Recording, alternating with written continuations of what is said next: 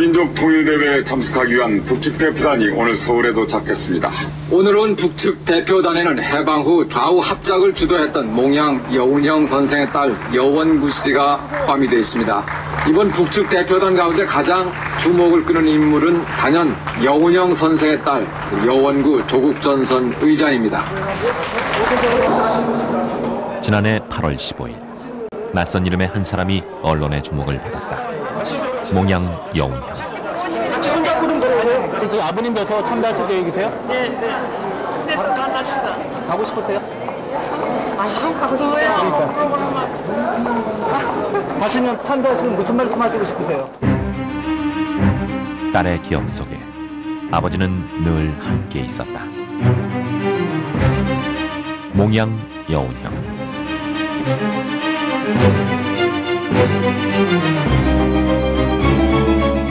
반세기 전만 해도 그는 민족의 가슴속에 늘 함께 있었다. 몽양이 떠나고 반세기가 지난 오늘 이거 아니에요. 모르는데요? 아니요. 그거 잘 모르겠는데요? 아니요?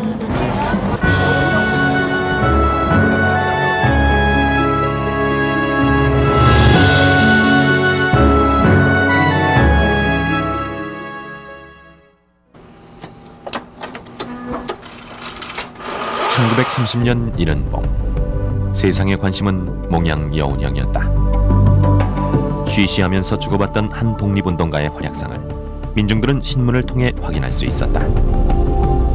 7개월 동안의 조사 끝에 일제가 밝힌 여운형의 독립운동은 신문의 전면을 뒤덮었다.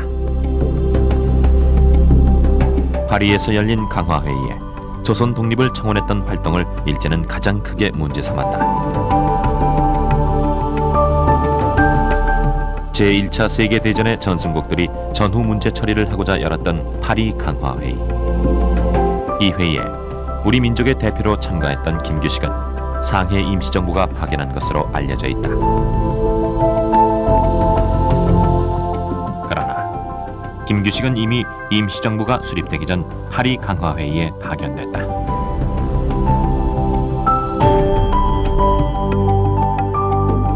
김규식이 가지고 갔던 13개 항의 독립청원 진정서. 여기에 김규식은 신한청년당의 대표로 기록돼 있다.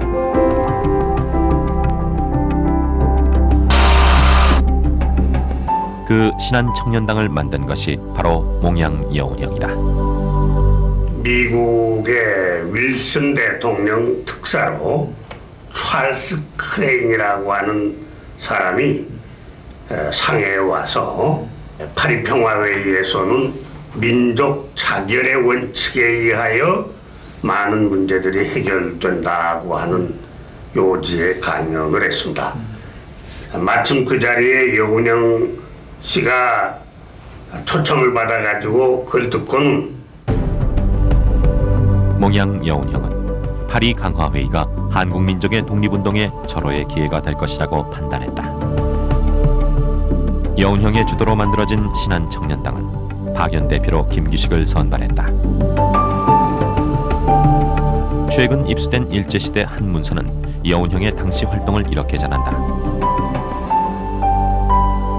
여운형은 무엇을 하려 한 것일까? 파리 강화회의 특사의 한국 독립에 대한 요구가 전 한국 민족의 요구임을 나타내는 시위운동을 일으키려고 했어요. 당시 상하이에 있던 신한청년당원들은 일본 동경의 유학생들에게 파리 강화회의 소식을 전하고 독립선언을 준비한다. 28 독립선언에 직접적인 영향을 끼친 것이다.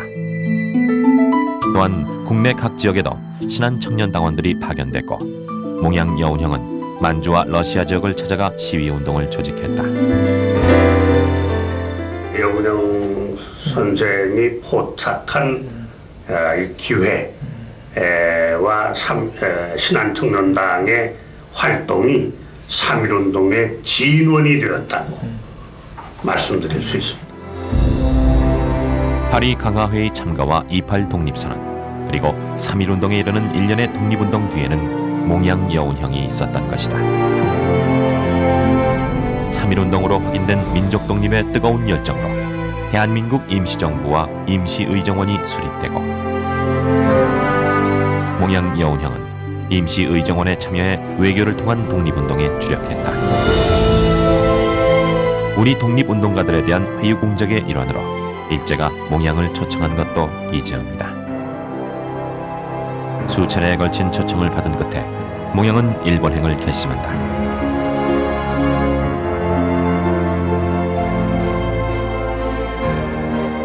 이 사실이 알려지자 임시정부 안에서는 찬반 논쟁이 벌어진다. 몽양의 일본행을 반대했던 이동희는 국무총리 포고 1호를 발표해 몽양의 일본행이 개인 행동임을 천명했다. 안창호를 비롯한 청장년층은 여비까지 보조해 주었다. 몽양의 중심과 능력을 믿은 것이다. 몽양 여운형은 일체의 공직에서 사퇴한 후 개인의 자격으로 1919년 겨울 일본행에 오른다. 당시 몽양의 나이 33. 침략국의 심장부에서 벌어졌던 한 청년과 제국의 싸움은 결국 청년의 승리로 끝났다. 여운형은 일제의 수도 동경에서 어떤 활동을 했을까? 몽양의 첫 상대자는 당시 척식 장관이던 고가였다. 고가의 회유가 먹히지 않자 이제 협박이 이어졌다.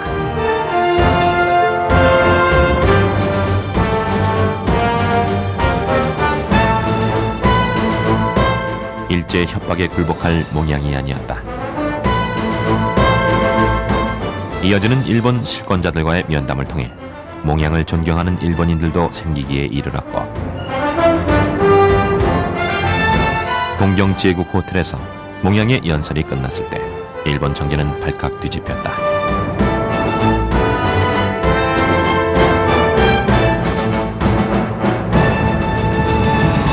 초청한 사람까지도 전부 즉각 경질을 하는 내각이 반사퇴하는 그런 사태가 있음으로써 우리 독립운동 사회는 크나큰 그런 개가의 또 임시정부가 수립되면서 이렇게 대외적으로 활동한 것은 임시정부 27년 사이 처음 있는 일이요. 또 우리 독립운동사 80년 동안에 아주 획기적인 일이라고 이렇게 생각될 수가 있습니다. 여운형의 일본행을 반대했던 이동희는 국무총리 포고 2호를 발표해 몽양의 항일 활동을 공식적으로 인정했고 독립신문은 몽양의 활약을 상세히 보도했다. 박은식은 자신의 저서 독립운동지 혈사에 몽양의 일본 내 활약을 별도의 장으로 소개하며 긍정적으로 평가했다.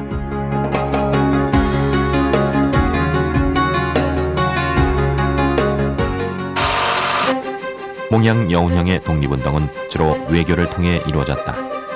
한국 독립과 중국 혁명의 유기적 연대를 위해 여운형은 한중호 조사 모임을 조직했고 중국 내 국민당, 공산당 모두와 긴밀한 교류를 했다.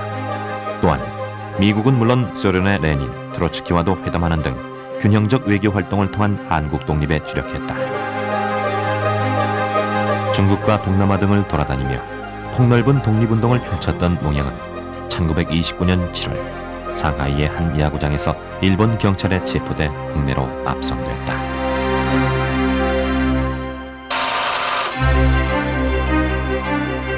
(1930년 4월 9일) 몽양 여운형의 공판이 시작된 날, 말로만 듣던 독립운동가를 직접 만나기 위해 몰려든 인파로 법정은 인산인해를 이룬다. 1930년 6월 몽양 여운형은 3년형을 언도받고 1932년 7월 27일 추록될 때까지 독방에서 감옥 생활을 치르게 된다.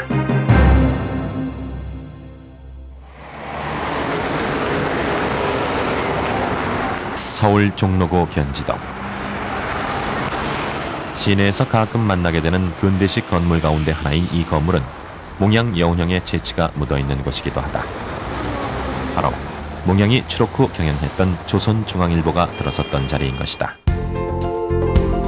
추록 8개월 만인 1933년 2월 몽양 여운형은 중앙일보 사장에 취임하고 제호를 조선중앙일보로 바꾸었다. 그는 취임사에서 식민지 조국의 희망을 이야기했다.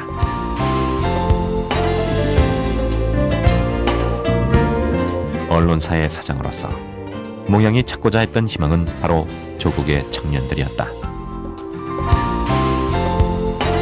1934년 조선체육회 회장직까지 맡은 몽양 여운형은 각종 경기를 주최하거나 후원하면서 청년 학생들이 패기를 잃지 않도록 힘썼다. 철봉운동으로 단련된 자신의 모습을 모델로 쓸 정도로 그의 스포츠 사랑은 남달랐다. 현 대한축구협회의 전신인 조선축구협회의 2대 회장으로 뽑힌 몽양 여운형은 국내 첫 전국 축구 선수권 대회를 개최하기도 했다. 운동 경기장의 멋진 모습으로 나타나는 몽양 여운형은 당시 젊은이들의 우상이기도 했다. 체육계 원로 가운데는 몽양을 존경하는 인사가 적지 않다. 이성구옹은 몽양 선생의 연설이 아직도 귀에 생생한 듯했다. 조선 사람은 스포츠 정신을 체득해야 된다. 특히 그 중에서도 권투 정신이다. 왜냐하면 권투는 어떻게 하는 거니? 10번 맞고 10번 떨어져도 말이야. 다시 일어나서 상대방을 한 대 노가웃시키는 그런 정신이 우리 한국 그러니까 관중들이 이제 일본님한테 지금 당했지만은 언제든지 보고 가야 돼. 그 정신이 좋은 사람은 다 있어야 된다는 이제 이런 말로 다 미치니까. 운동이 있는 곳이면, 젊은이들이 있는 곳이면 어디든 달려가 청년들의 독립 정신을 높이려 했던 몽양 여운형. 자연히 그에게 주례를 부탁하는 청년들도 늘어났다.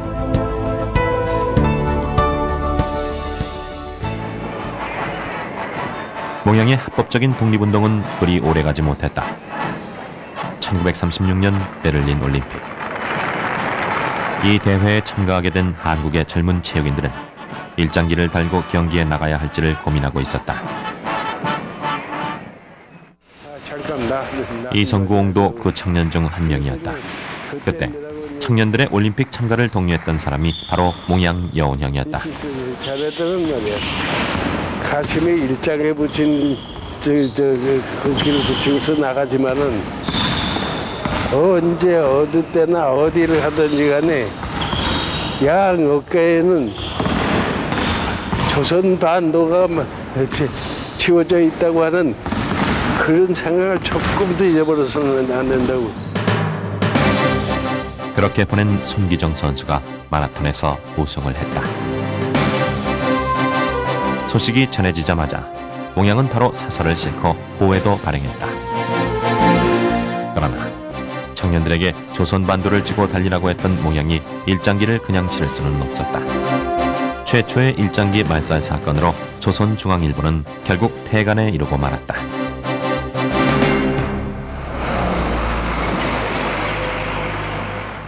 서울 종로구 계동의 한 칼국수집. 조선중앙일보사가 폐간되고 몽양이 숨질 때까지 살았던 계동집이 바로 이곳이다. 개발의 이름으로 헐리고 잘리고 이제 예전의 모습을 발견할 수 있는 곳은 문틀과 문짝 정도라고 한다. 조선중앙일보가 폐간된 후 몽양은 스스로 은둔생활이라고 했던 시간을 보내게 된다. 국내에 살고 있는 독립운동가들에게는 끊임없는 회유와 협박이 이어졌다.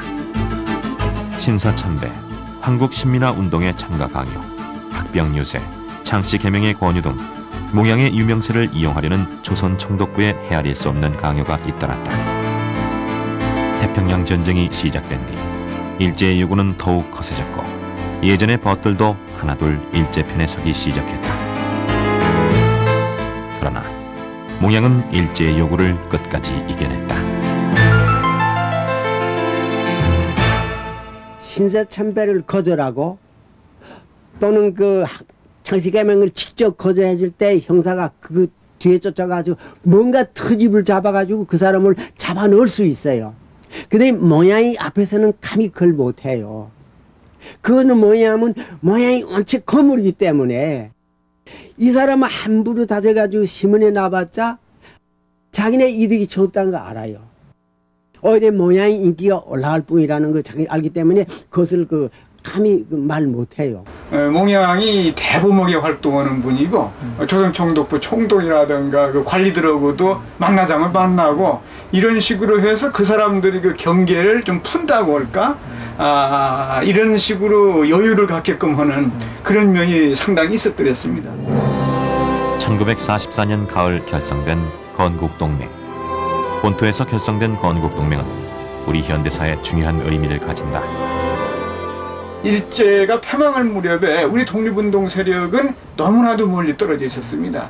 예컨대 김구 중경임 휘정부 세력은 저 중경이라는 데 있었고, 연안 독립동맹 세력은 그야말로 연안에 있었고, 만주 빨산 세력은 하바르프스크 근처에 있었단 말이에요. 해방이 됐을 때에 이 세력들이 국내에 들어오는 데는 상당한 시간이 걸릴 수밖에 없었습니다. 그래서 해방을 주체적으로 국내에서 조직이 돼가지고 맞이할 수가 없었더라면은 정말 한국인은 자주성이 있었느냐, 주체적으로 국가를 건설할 힘이 있었느냐, 이런 얘기를 들을 수밖에 없고, 나중에 신탁통치 문제가 나왔을 때 신탁통치를 받아야 싸다, 이런 얘기를 들었을지도 모릅니다. 해방 후 건국동맹은 건국준비위원회로 이름을 바꿔 전국적인 치안과 행정을 담당했다. 해방된 조국의 민중 앞에서 건국준비위원회 위원장 여운형은 잠시나마 행복할 수 있었다.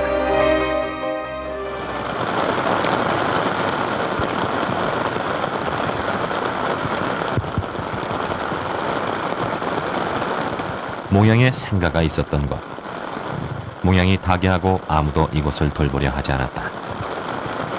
6.15 남북 정상회담 후 지역 유지들이 뜻을 모아 매년 추모제를 드리기 시작한 것이 커다란 변화라면 변화다. 생가터여. 몽양 생가터를 찾았던 사람들도 그냥 스쳐 지나가는 집에 몽양 여운형의 최후의 유품이 있다. 몽양의 동생 근농 여운홍의 딸이 보관했던 유품을 이제 그 자녀들이 간직하고 있었다. 표면에 쓰인 혈이 바로 몽양이 저격을 당할 때 입었던 옷이었다.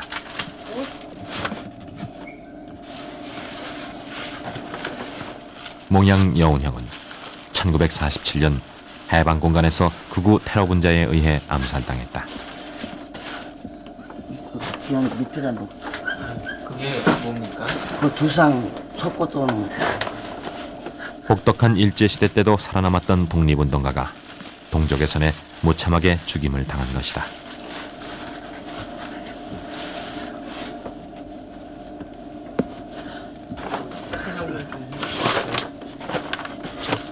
이게 겉옷이고. 피 맞으신 옷. 한때 민족의 희망이었던 한 지도자가 이제 그 유품조차 돌보지 않는 잊혀져버린 인간으로 전락해버렸다. 이 옷들이 다 돌아가실 때. 네, 돌아가실 때. 밝혀지지 않은 진상을 파헤치려 했던 것일까? 그 저격 장소 써있는. 이건 누가 만든 겁니까? 그건 모르겠어요. 그건 왜 갖고 계셨기 때문에. 이건 수첩 갖고 계시던 수첩. 몽양이 남긴 수첩엔 아직도 써야 할 종이가 많이 남아 있었다. 메모 같은 거 해놓은. 메모가 조금 있네.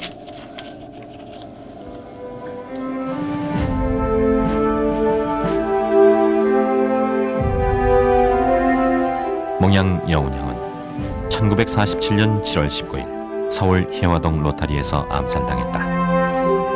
단독 정부를 수립하려 했던 세력들에게 좌우 합작과 남북 통일을 위해 노력했던 몽양 여운형은 없어져야 할 존재였다. 총탄이 관통한 흔적과 핏자국이 확인한 몽양의 속옷.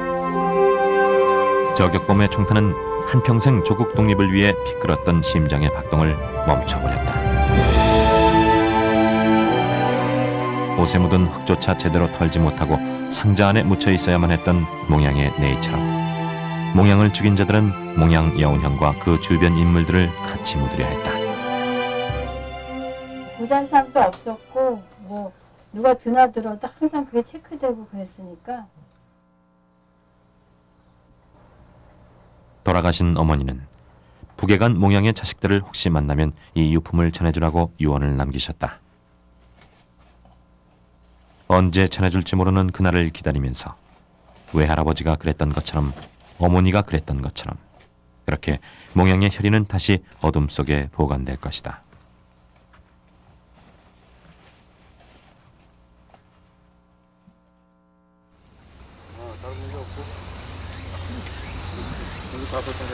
뭐가 할 수 있으니까 덤비지만 가세요. 임종도 보지 못한 채 성묘도 드리지 못하며 56년이 흘렀다. 귀여움을 독차지했을 셋째 딸. 아버지의 유품 하나 챙긴 것이 없다.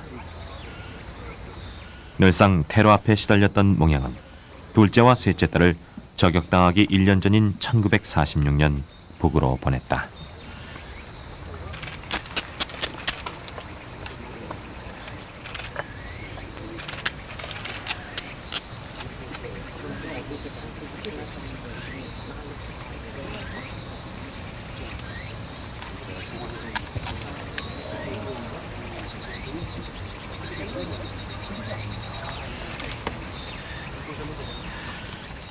몽양.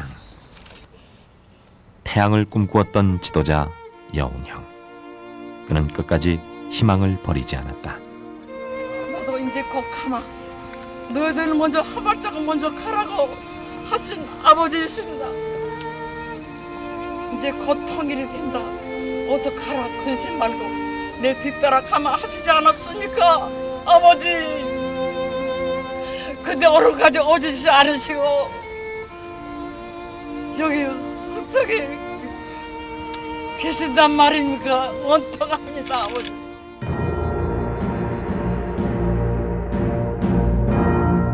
몽양의 시신은 포르말린으로 방부 처리돼 철제관에 넣어졌다. 몽양의 염원처럼 통일된 조국에서 다시 장례를 치르기 위해서였다.